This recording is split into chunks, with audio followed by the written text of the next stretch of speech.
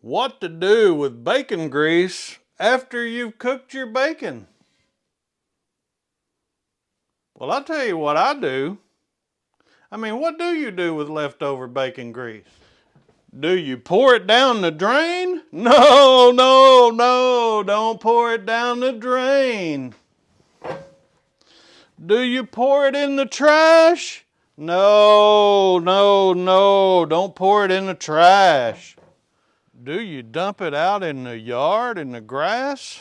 No, no, no, don't do that either. So what do I do with bacon grease after I've cooked bacon in it and I have the bacon grease left over? Well, there's two things that I do. I have a grease can that was my mother's, and it has a strainer in the top of it where you can pour your hot grease in it and it'll strain the bacon bits and the other particles out of your grease into the can.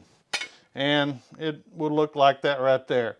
Okay, so that's mainly what I do most of the time, but if I want to save more grease, which I do a lot of times, there's two ways of going about doing that. You can use a paper coffee filter and just kind of poke that down in there. You can add, your ring to your lid and do it that way. Or you can take like a funnel for canning, a canning funnel, wide mouth canning funnel like this, and you can pour your grease down in there. But I don't usually use a coffee filter because it's paper, and if you tear the paper or whatever, if it pokes a hole in it, then all your particles, your bacon bits and the sugar and different things like that burns in there. That's what mainly burns in your skillet when you're cooking bacon, is the sugar that's on the bacon. And so if you tear your paper filter, then all that's going to go in there and you've got to redo the whole process again. So what I basically like to do is use cheesecloth. If you have a piece of cheesecloth, then you just take your cheesecloth, poke that down in there real good like that. Take and add your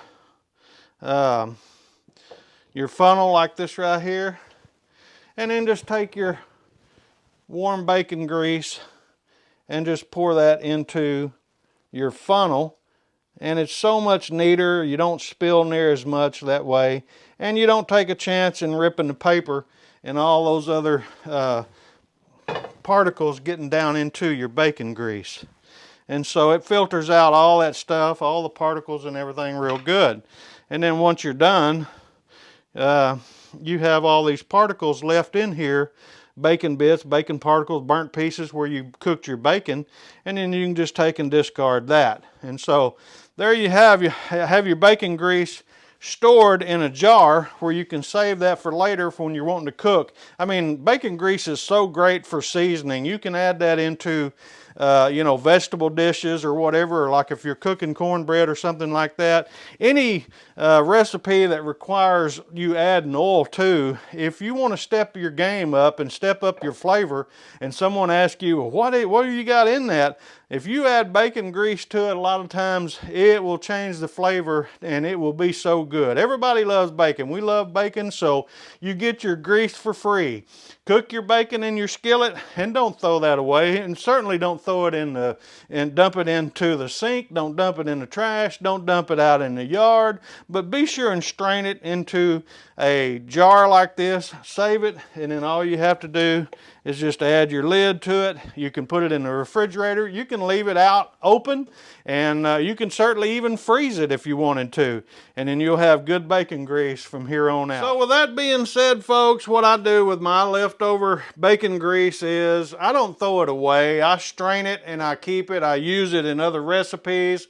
I use it for seasoning my cast iron skillets and Dutch ovens and things like that. But you want to certainly strain this out, and that way it won't turn rancid on you for a good long time. You can keep this for several months and it'll be just fine. So, with that being said, hey, you guys, YouTube has placed a video right here that's made just for you. Go check that out, and we'll see you over there in the next one. Y'all have a great day. It's Mike over here at Mr. Cast Iron.